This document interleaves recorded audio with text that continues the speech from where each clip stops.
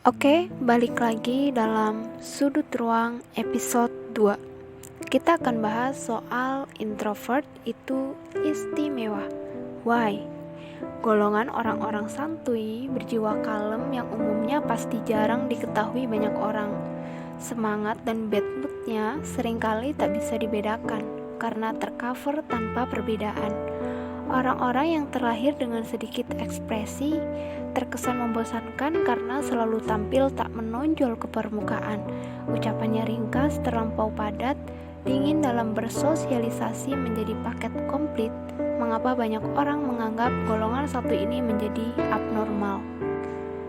Lo harus bergaul, jangan diam mulu, banyak ngobrol biar banyak temen, dan masih banyak lagi kalimat yang ditujukan oleh banyak orang pada mereka yang dianggap introvert, seakan menunjukkan bahwa pribadi introvert itu bermasalah, ansos, penyakit, dan sesuatu yang tidak normal, bahkan sesuatu yang dikasihani.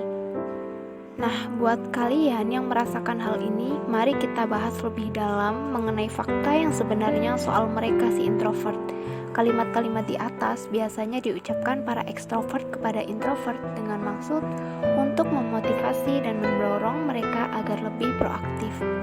Namun sayangnya, niat baik ini tak sejalan dengan apa yang sebenarnya dibutuhkan introvert. Kebanyakan kasus, dorongan berbalut motivasi ini malah justru terdengar seperti ejekan di telinga kaum introvert. Seakan menganggap introvert abnormal dan justru malah makin menjengkelkan dan menyebalkan. Karena memang pada dasarnya introvert itu gak perlu dikasihani, gak perlu dinasihati, dan bukan penyakit. Introvert is totally fine.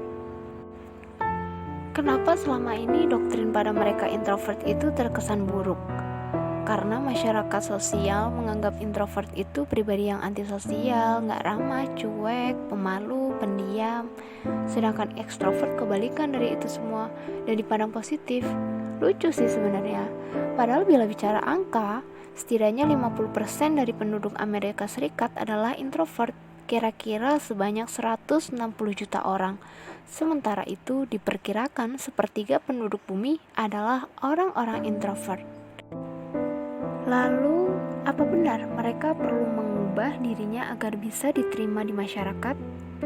Introvert itu lebih mengenai cara seseorang merespon simulasi, termasuk simulasi sosial. Bila ekstrovert benar-benar mengharapkan banyak sekali simulasi, sedangkan introvert itu justru sebaliknya. Mereka merasa paling nyaman, hidup, dan bersemangat ketika berada di lingkungan yang sepi dan tenang. Memang tidak setiap saat dan tidak mutlak, tetapi kebanyakan orang introvert sering menginginkan kondisi tersebut. Menurut salah satu ahli di Amerika, introvert cenderung menarik diri, pendiam, tenang, suka menyendiri, dan tidak tergesa-gesa atau berhati-hati.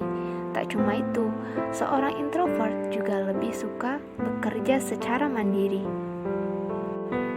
Sebenarnya, doktrin-doktrin buruk pada introvert tak lebih dari hanya sekedar prasangka yang timbul karena kurangnya paham mereka pada pribadi introvert. Setiap orang tentu punya cara masing-masing untuk menunjukkan bagaimana dirinya untuk bersikap dan tampil di muka umum.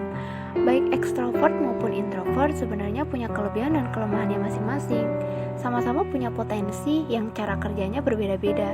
Yang mesti digarisbawahi, sikap yang ditunjukkan oleh introvert adalah suatu hal yang membuat para introvert justru lebih nyaman dan benar-benar hidup. Dengan kata lain, introvert bukanlah masalah yang harus diatasi atau penyakit yang harus disembuhkan. Ini hanyalah cara hidup yang paling nyaman bagi para introvert. So, buat kalian para introvert is okay. Ini adalah diri kamu. Kalaupun banyak orang yang memandang sebelah mata dan memberi banyak komentar, tak perlu kalian ambil pusing, tak perlu merasa diri kalian aneh atau berbeda. Kalemin aja sambil gali potensi dan tunjukkan pada mereka dengan prestasi-prestasi kalian. Untuk informasi aja, orang-orang seperti Emma Watson, Elton John, Elon Musk, Bill Gates, Albert Einstein, hingga Larry Page adalah introvert hebat yang bisa menginspirasi. Jadi kalian pun punya kesempatan jadi orang-orang hebat selanjutnya. Semangat!